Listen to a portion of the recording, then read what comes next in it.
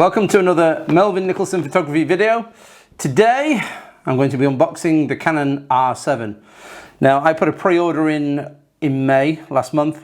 I'm very lucky to be the first one with a particular retailer to put a pre-order in, and so it arrived yesterday. So let's crack on with the unboxing. Now I'm excited for this camera. I sold an EOS R recently in anticipation for the R7 coming out. Within a week of selling the EOS R, the R7 was announced, and here it is. So, what do we get? Instruction booklet, strap, you get a battery charger with a 3-pin plug, and the battery as well. So, we'll take the battery out. So, pretty standard fare. A couple more booklets. This particular box comes with a free, and these are quite hard to come by, an EF RF mount. So if you've got any EF lenses that you want to use, and I've got a couple, I've got a tilt shift 24mm Canon and a Sigma 20mm for Astro. They do need to use the EF RF mount, and then in the box all that remains is the star itself. So the R7 is a crop sensor camera. It's an all new 32.5 million megapixel sensor, similar to the one that was in the M6 Mark II, but actually Canon claim it to be the latest sensor. I'm just going to pop in the battery. The battery is the latest LP6NH, so it's the uprated battery that you get on the R5 as well. Right, let's crank it up. Well, first impressions, it's quite small. It's lovely. Quite compact, a decent sized grip. The thing I love about Canons is you get a decent grip. So this camera comes in a 32.5 megapixel sensor, 15 frame rates a second, 30 if you're using electronic shutter, up to 7 stops of image stabilization if you're merging and collaborating between the camera and the lens itself, which is quite impressive. The EVF is 2.36 million dots, so pretty handy. It's got a 3-inch variable screen, and that comes in as a 1.62 million, so not quite as high as you'd expect on your full frame cameras, but Canons have always had excellent rear screens regardless of the model. At the time, like I said, I've had 14 Canon cameras, right through from the 40D right through to the R5 that I'm recording on now. Weight-wise, 612 grams with the battery. It's lovely and compact. So we have the motor wheel on top, no screen motor wheel, similar to the 6D. You don't get a screen on that either. On the back side, you get a toggle, a joystick, and that surrounding it is a jog wheel. So you've got a 2-in-1 there, which is quite interesting. And you have your directional buttons up, down, left and right here as well. And of course, it's all touchscreen as you'd expect. Really, really nicely weighted as well. It also comes with a on-off switch, on-off, and then a video switch, all on the same dial. And it comes with 2 memory card slots. That's a bit of a keeper for me. So I'll tend to use this more for time lapses. Second, it'll be a second backup camera body. If I want an extra reach on this lens, which is the 100-500, which I'm now going to bolt onto it, just to see what the weight distribution is like, as you'd expect. Now, it's a little tight on the grip, as you would expect, but you can actually gain access.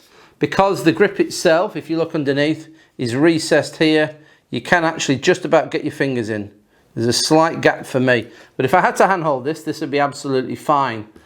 No problems at all. Like I said, it's a slightly smaller camera than the R5, a little less weighty. Maybe the R5's around about 750, 800 grams. So it's probably about 20-24% lighter, something like that. but actually it looks really, really nice. So it looks beautiful. You've got your slots on the side for your 3.5mm jack plug for your camera release cable, which is quite handy. And you've also got a mic there as well in the top. So you've got plenty of things to entertain you. But overall, I quite like it. I quite like it. So that's it really. Just a very, very quick unboxing video. First impressions, very good. Feels quite a solid little camera actually. Quite weighty, which is excellent. Let me just have a quick look through the EVF and make sure. Let's just have a quick look and put on. Oh yes, very, very quick. Lovely. Actually, the EVF is really nice. Really, really quite bright, quite sharp, quite defined. So I'm going to go out and take some images with this, and here they are now.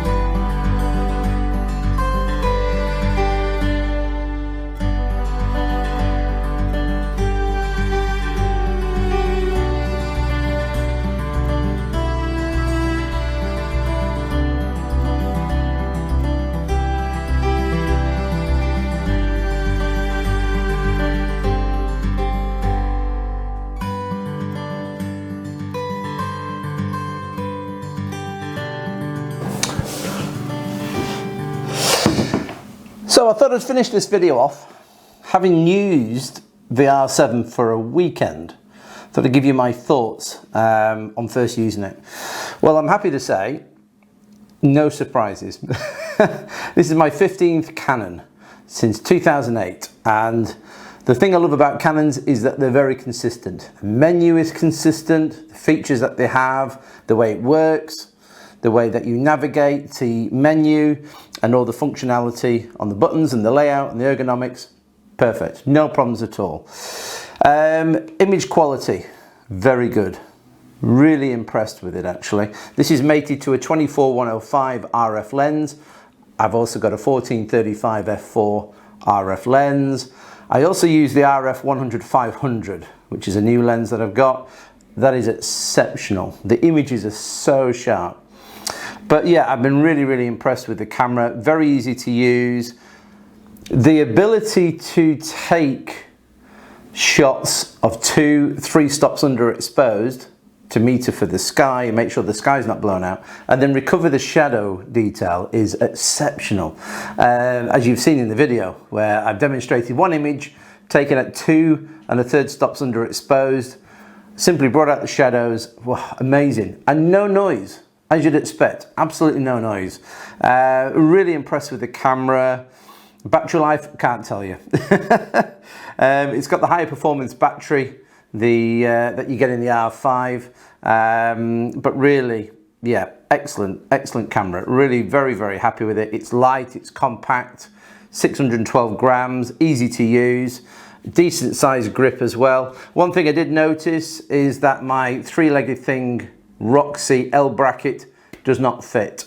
So I think we're going to have to wait for a custom-made L bracket, really. But apart from that, I just use a standard Arca plate that slots underneath. But at some point, I will have an L bracket purchased. But no, really good. The screen, super sharp, excellent clarity, resolution spot on as you'd expect and come to expect from Canon. EVF, excellent. Bright enough, no problems at all, super sharp. Yeah, what else is there to say about it, really, to be honest with you? An excellent, in my case, backup camera to have in the bag. It gives you the extra reach as well. When I was shooting on Saturday at 500mm, it effectively gives you 800mm because of the crop factor of the sensor. 800mm is absolutely plenty, But no, really impressed with it. The buttons are easy enough to use. You've got a toggle here and a jog wheel. That's easy enough to master. Yeah, I have no complaints in any way, shape or form. Unusually, it's got a manual focus, autofocus lever down here, similar to what some of the Nikons have. Actually, it's the first time I can recollect a Canon having that. Normally, of course, you have it on the lenses, but it might be assuming that you're going to be using some of the older EF lenses. But of course, you get the free adapter, the EF RF adapter in the box. So if you've got any EF lenses, you can use it with the R7 because it comes with the adapter, and they're worth about £120 and quite difficult to get hold of at the moment. But no, really impressed. The things I love about the Canon, of course, is the screen and its ability to be able to turn and be able to see yourself. If you're vlogging as well, you can see yourself from the front, but to also have it, you know, a multitude of angles. If you're shooting portrait, you can have the screen looking down from above. If you're shooting landscape, same thing again, simply turn it because it's hinged in the center. And I think it's a great system. I think it's the best system out there for screen sort of variability and maneuverability. So overall, really happy with this Canon R7.